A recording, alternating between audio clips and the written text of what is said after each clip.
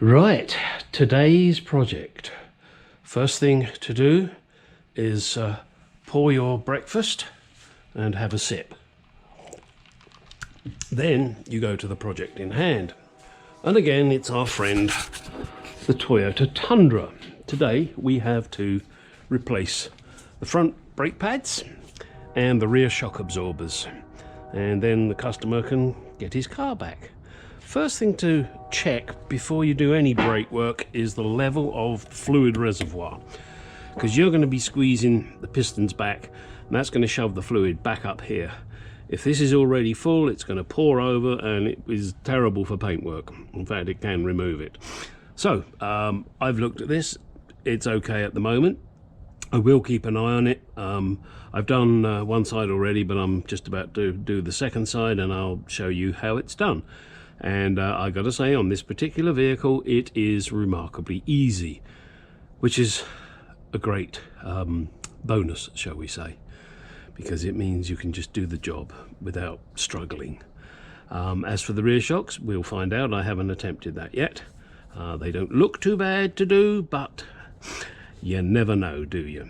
So first thing to do, obviously, is to jack the vehicle up and remove the wheel. And if you're like me and you have a compressor and an air gun, you don't have to worry about cracking the nuts before you actually lift the vehicle.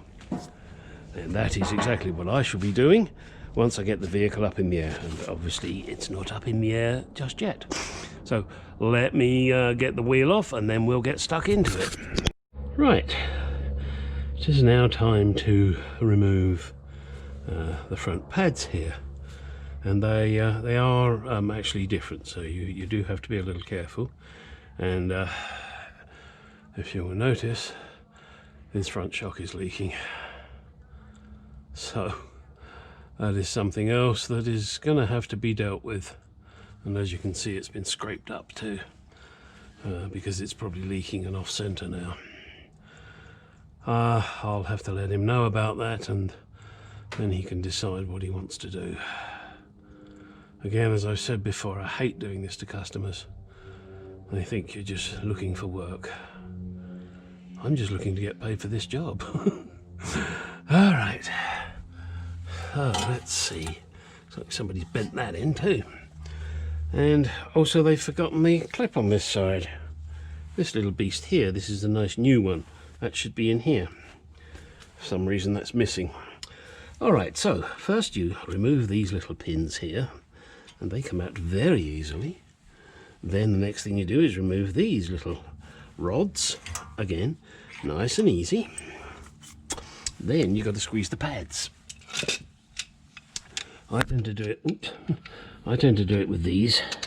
It's just my weapon of choice. You do it however the hell you want. Now what I do, and again, your choice, you do it how you want to do it. I give these a little squeeze. Just like that. Then one pry bar, just gently, and I use the pointy bit up against the old pad. So this is just getting a flat edge here, that way I don't damage the rotor. Now that is nicely in there. And what I do is I just rest that there while I squeeze this side. Reason being, if I didn't, when I squeeze this side, the other side would close. And I tend to leave it there, okay? Now, we've got to try and get these back evenly, so it's not always easy to get them back far enough. But with a little bit of jiggery pokery and some things that I do tend to do is I'll pull it halfway out and give it a squeeze with my hands, and that tends to push the pistons back far enough. And the outer pad is normally the one that has the squealer on it on these. I think he's going the wrong way around on this. Okay, then grabbing one's trusty little brush. It's very difficult, but give that a brush in there. And the same up there. So that the new pads will slide in easily. Okay, there we go. Now, I suppose in all honesty it doesn't matter which side the squealer is, it's just the way I do it. Now, I do a test fit first to make sure, and I discover my pistons aren't back far enough. So I will use my little bar, but I'm still leaving that one in there because I don't want the pistons to go far. See, there they go. And of course, with twin pots like this, push the top one in, the bottom one comes out, so on and so forth. But you get there eventually with just a little bit of jiggery pokery.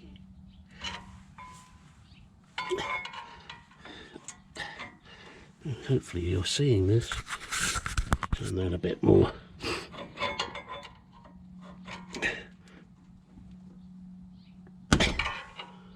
Now, let's just trial fit again. There we go, that's nice. Right, now what I do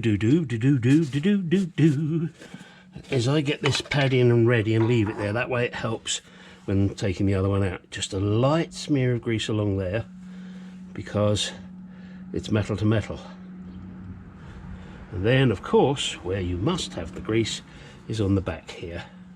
And as you've got two spots, tiddly-do spot and tiddly-do spot 2,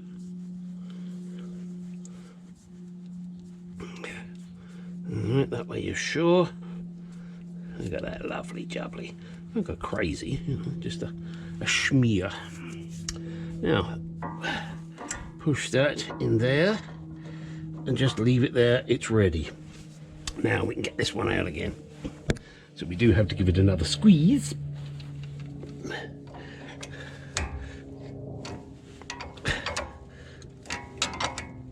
But of course the one on this side now will get pinched, which is okay.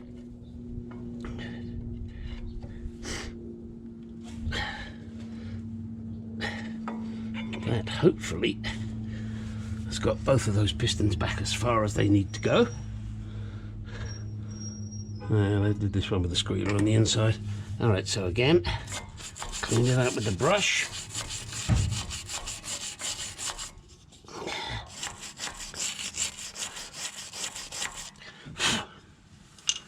Alright. Where's that pad? There it is. Nice new pad. Smear. Smear again. To the back.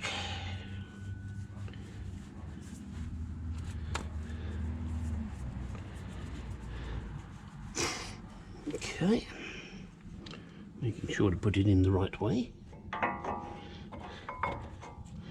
There we go, that's good.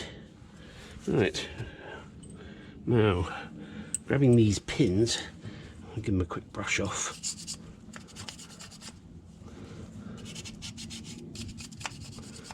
They don't need much, but it's just get that dust off. Slip it in here. And I do the bottom one first because the bottom one doesn't have the clip on it, the top one does.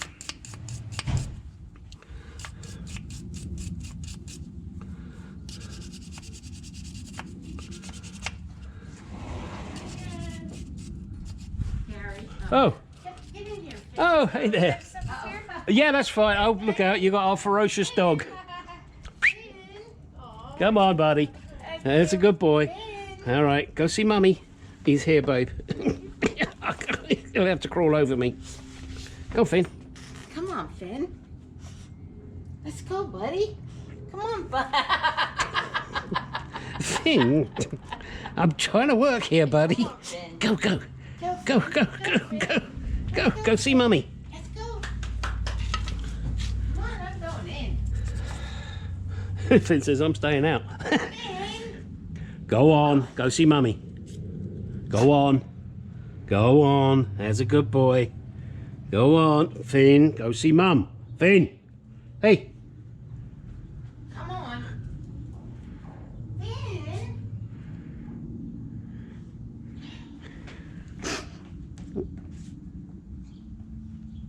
Didn't even do anything. Finn. You got him? He's a monkey. All right. Okay, chaos over. Now, let's carry on with this. When putting this one in, you need to make sure you get it the right way. These wires, ends, hook in there, and then this squeezes in and gets pushed back in there. Then you slide the rod through, just like that. And this is just an anti-rattler. So there it is, that's how that fits. You don't put this the other way around, otherwise it'll be rubbing up against there. Not that you could probably get it to fit anyway. Then grabbing one's new, whoops, pins. No. Okay, let's see, here we go.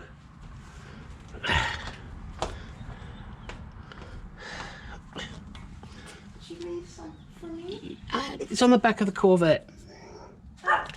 Sorry.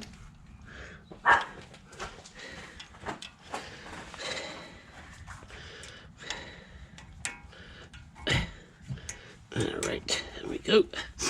That's that one.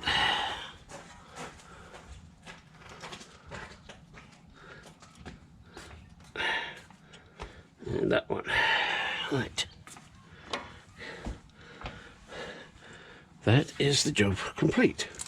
The only other thing that I do, and not everybody does this, is with my copper grease, I put a little bit in every lug nut or wheel nut. Just a little bit so that it eases these when they need to come off next time. 1, 2, 3, 4, 5.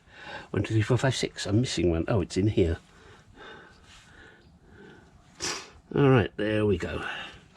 So, literally that is it. Push the brake pedal down, check your fluid level, and take it for a test drive. However, in this particular case, I've got to do the rear shocks first. So that's the end of the brake saga. Next video will be the rear shocks. As I mentioned earlier, you need to put these clips in the right way round. Whoever did this vehicle previously, not only did they miss one on the driver's side, or maybe it got ripped out, on the passenger side, but this is what was left on the driver's side. As you can see, it's worn away here. The reason it's worn away is I think they had it in backwards. It was hard to tell because it was all twisted up. So you know, do make sure you get these things in the right way round. This could be dangerous, to say the least, and really make your brakes fail. So now let's move on to the shock absorbers. Unfortunately, not going to be as detailed as I want, because I need the shock absorber tool that goes on the top that holds the shaft still. And the one I used to have seems to have grown legs and run away. So I've ordered a new one, but it's not going to be in. But let me show you what will be done. And it's real simple stuff. Right, here are your new shock absorbers. Well, this shock absorber. Something I do, and you don't need to do it anymore, particularly with gas-filled shocks, is I like to pump them. Now with the oil-filled shocks, you do this to get the air out, and you do it 2 or 3 times. As I said, with gas-filled shocks you don't really need to do it, and even with the oil-filled shocks it doesn't really matter that much, because when you drive the vehicle a little bit, then it bounces up and down and it does the job. So let's crawl underneath. Hang on a second, let me take this off my head and show you what's got to be done, and hopefully the light will be good enough. Okay, so you need to undo this bolt here, and that is a 17 millimeter, and you'll need a decent bit of strength to do it. So I've got my nice long snap-on wrench with a 17 millimeter socket on it, and then on the top, which you can reach up and get to. The nut is a 14mm, and then you will need the special socket for holding the center spindle of the shock absorber still. Now you can do it with one of these little adjustables. It's a pain in the ass to do it with that, so I can't be bothered to struggle, in all honesty. So I've ordered the new socket, and I'm going to go and pick that up this afternoon. Then it'll take about 10 minutes to do. Oh, maybe a little more than 10 minutes. And when I put these new shock absorbers in, I will get this bolt, and as you can see there's a little corrosion, and I will put copper grease on that, and I will also put copper grease on the inside of these surfaces, just so you know it's got a bit of movement. Okay, and that's really it. It is not difficult to do these shocks. The one on the other side obviously goes in the opposite direction, as they always do. That's to help the balancing, I believe, of the vehicle when it is actually going over a bump. Otherwise you'd have them both pushing in one direction, and that's not good. So there it is. That is all that is going to be required. It's not a difficult job. I tried to undo this one, but it wouldn't do. And obviously with each one you get a new kit. And again, I put again, my preference, may not be yours, I put the copper grease on the insides of these so that it just helps. And you have a nut that goes on, and then a locking nut that goes on after that. Okay, those are gas field shocks by KYB. They're pretty good shocks. I've never had a problem with KYB.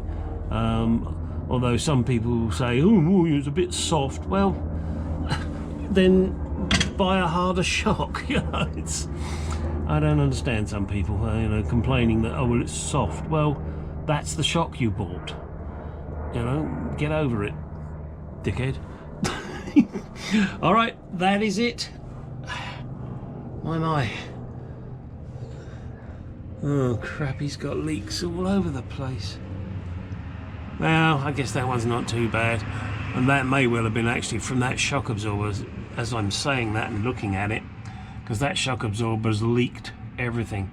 And of course that is another thing with gas shocks, you don't get that telltale, so then you have to bounce on the vehicle and figure out whether it's doing its job.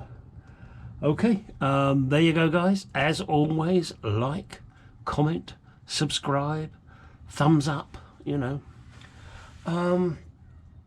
And again, if you want to email me any questions, please feel free to do so. gstargarage@gmail.com, and as always, that's star with 2 R's. And there is a friend of mine, Church House Classics back in England, and he always says, if you want to buy me a pint, please do so. But then again, he set up a PayPal account for that. Maybe I should do that. Put it in the comments if you think that's a good idea, where you can say thank you to me for the video by buying me a pint of beer. Or send me millions of dollars. I don't mind. I'll happily accept millions of dollars. All right, there you go, guys. Have a look at the underside of a Tundra. Long way down. Goodbye.